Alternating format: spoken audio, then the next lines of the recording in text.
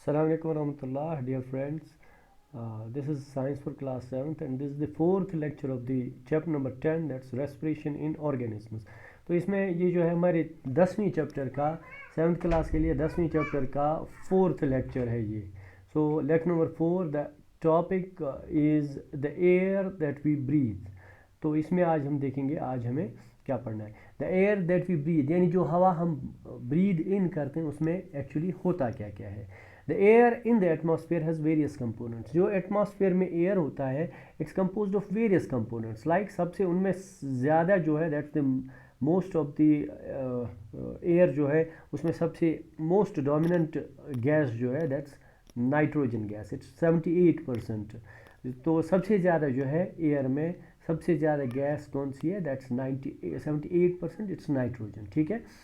The second number is that's oxygen, which is very important for all living organisms, especially animals. That's 21%. यानी दूसरा जो है दूसरे number पे ऑक्सीजन है जो 21% है.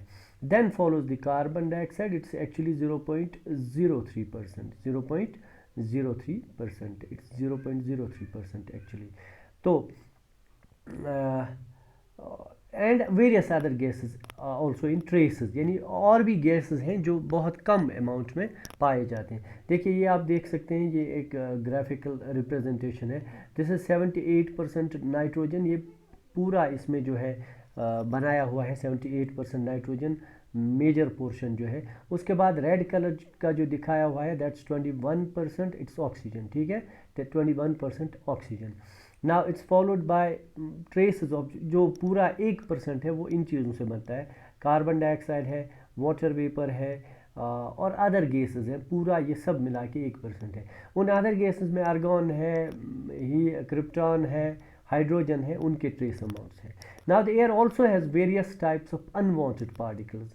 इसके अलावा एयर में कुछ बहुत से अनवांटेड पार्टिकल्स भी हैं जो हमें नहीं चाहिए, जो इनमें नहीं होने चाहिए, जो हवा में नहीं होने चाहिए. वो किससे हैं? They are due to the pollination these pollution. कहीं पे नेचुरल पोल्यूशन की वजह से एंड कहीं पे पोल्यूशन ड्यू टू ह्यूमन जो है इफ़ेक्ट्स यानी ड्यू टू ह्यूमन एक्टिविटीज़.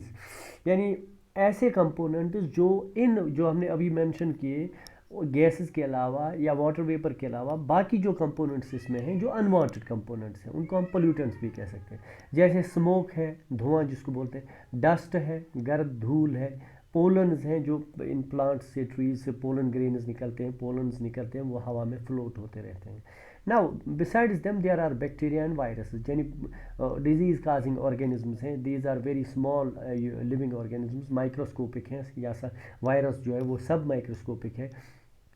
तो ये भी हवा में रहते हैं. These also form the components of air. ठीक है ना. Okay. Now our nose has mucus in hair in nasal cavity. तो अब इन सभी चीज़ों से ये हवा जो है ये पूरा हम इनहेल करते हैं. उस इनहेल्ड एयर में सब कुछ है, उसमें सभी ये waste products, harmful substances, useful सब कुछ है. तो चूँकि हमारी नोज़ जो है, हमारी नाक जो है, अंदर जो नेज़ल कैविटी उसमें दो चीज़ें हैं जो हमारे प्रोटेक्शन के लिए. एक तो म्यूकस है, वो watery substance, thick watery substance mucus है. ठीक है. नंबर 1. Number 2 is hair. जो बाल होते हैं हमारे नाक के अंदर, दे आर एक्चुअली प्रोटेक्टिव. वो डिफेंसिव होते हैं, वो हमारी प्रोटेक्शन के लिए. म्यूकस की ये फंक्शन है क्योंकि हमारी नाक के नेज़ल कैविटी के अंदर हर तरफ म्यूकस लाइनिंग होती है. जो ही डस्ट पार्टिकल हो, बैक्टीरिया हो या कोई और चीज़ हो, अनवांटेड सब्सटेंस हो या पोलन ग्रेन्स हो, वो हवा के साथ अंदर चले जाएं तो वो स्टिक करते हैं यानी वो चिपक जाते हैं. उनको ये म्यूकस जो है अंदर जाने नहीं देता है, उसको वहीं पे ट्रैप कर लेता है. दूसरा, हेयर जो है, बाल जो है हमारे नेज़ल कैविटी में, वो भी इन चीज़ों को रोकते हैं. सो व्हेन वी इनहेल, जब हम सांस लेते हैं, the particles get trapped in the nasal in the hair present in our nasal cavity. तो जो ये पार्टिकल्स हैं जो अटक जाते हैं यानी यम फंसित गसान, यम बंद गसान, they get trapped in the hair present in our nasal cavity. हमारी नेज़ल कैविटी में जो बाल हैं और ये म्यूकस हैं उसमें ये फंस जाते हैं. यही जो अनवांटेड सब्सटेंसेस जैसे डस्ट पार्टिकल्स हैं, जैसे बैक्टीरिया हो सकते हैं या वायरल सब्सटेंसेस हो सकते हैं, तो ये सभी जो है अनवांटेड सब्सटेंस ट्रैप हो जाते हैं. Now however sometimes these particles, हाँ अगर यही होता तो आदमी कभी बीमार नहीं होता, क्योंकि वायरस अंदर जा ही नहीं पाता, बैक्टीरिया अंदर जा ही नहीं पाता, तो इंसान नहीं बीमार हो जाता। लेकिन कभी कभी ये चीज़ें अंदर हमारी बॉडी के अंदर जाते हैं, या नेज़ल कैविटी के अंदर तक जाते हैं, या कभी डस्ट पार्टिकल ही हो वो अंदर नेज़ल कैविटी में चला जाता है। So sometimes these particles may gate past the here in the nasal cavity. इस हेयर को, इन बालों को चीर के, इनसे निकल के वो अंदर कभी कभी जाता है। नाउ दिस में irritate the lining of the cavity. अब चूंकि हमारी अंदर की नेज़ल कैविटी जो है उसको इन चीज़ों से कोई मतलब जो है वास्ता नहीं होना चाहिए था, यानी ये चीज़ें जो हैं, ये डस्ट पार्टिकल्स होंगे या बैक्टीरिया होगा या कोई अनवांटेड सब्स, कभी कभी हीट होती है, एक्स्ट्रा हीट है, एक्सेस हीट है, या कभी एक्सेस कोल्ड है, ये चीज़ें जो हैं हमारी नेज़ल लाइनिंग जो है, नेज़ल कैविटी के अंदर की लाइनिंग जो है उसको इरिटेट करती है, यानी उसको ये सब चीज़ें पसंद नहीं आती हैं। सो जो अंदर की लाइनिंग हमारी नेज़ल कैविटी है, इट गेट्स इरिटेटेड, यानी उसको इरिटेशन होती है, एलर्जी होती है कह सकते हैं हम। So as a result we sneeze, तो इसे यही वजह है कि हम छींकते हैं, यानी अश्चुपोन दीवान, यही वजह है, this is the reason why we sneeze. Now there are some other reasons also, बाकी भी वजह हैं जिनकी वजह से हम छींक सकते हैं, जिनकी वजह से हमें स्नीजिंग आ सकती है, पोंद जिनसे हम कह सकते हैं यूमोसाइटिस यवान।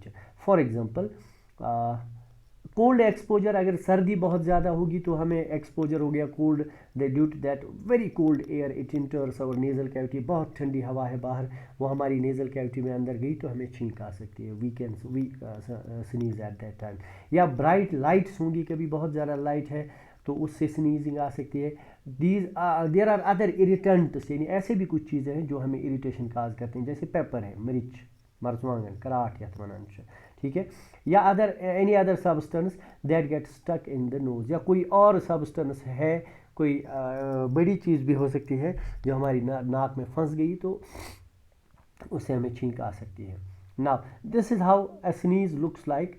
अगर आप देखोगे तो ये हाईली जो है मैग्नीफाइड एक इमेज है, highly contrast highly magnified image है, ये इसमें दिखाया गया है कि स्नीज में क्या क्या पार्टिकल्स होते हैं, तो कितनी ये पोल्यूटेड हो सकती है एक स्नीज। और एक और चीज़ very interesting thing is that sneeze travels at a speed of about 100 miles per hour, यानी 100 माइल्स पर आवर के स्पीड से जो स्नीज है वो ट्रैवल करती है, यानी उसको बहुत ज़्यादा फोर्स होता है, स्नीज को जो छींक होती है उसको बहुत ज़्यादा फोर्स होती है। एक और चीज़, a sneeze can send about 1 lakh germs in the air, एक छींक से तकरीबन एक इन्फेक्टेड आदमी अगर होगा उसकी एक छींक से 1 लाख जर्म्स हवा में फैल सकते हैं। इसीलिए ये एयरबॉर्न डिजीज़ हैं ये ज़्यादा वायरल हो जाती हैं, या ज़्यादा मतलब जो वो पैनिक जो बन जाती हैं, वो क्या नाम है, पैंडेमिक बन जाती हैं, क्योंकि ये एक पर्सन जब एक लाख में जो इसको जो है स्नीज के साथ रिलीज़ करता है या सेंड करता है तो इनको फैलने का चांस ज़्यादा रहता है। Now sneezing expels these foreign particles. अब एक चीज़, जब हम स्नीजिंग करते हैं तो ये फॉरेन पार्टिकल्स को हम बाहर फेंकते हैं।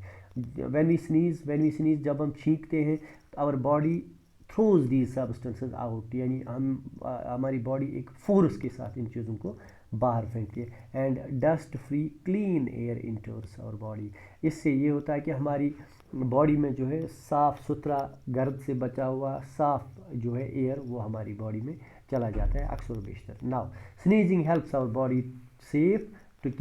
Body to keep safe and healthy. Sneezing हमारी बॉडी को किस में हेल्प करता है, हमारी बॉडी को महफूज रखता है और हेल्दी रखता है, यानी हमारी बॉडी को बचाता है, हमारी बॉडी को कोई हार्मफुल सब्सटेंस हो, बैक्टीरिया हो, वायरस हो, वह हमारी बॉडी में चला जाए तो जल्दी से हमारी नाक जो है उसको रिएक्ट करती है, उसको बाहर फेंकती है।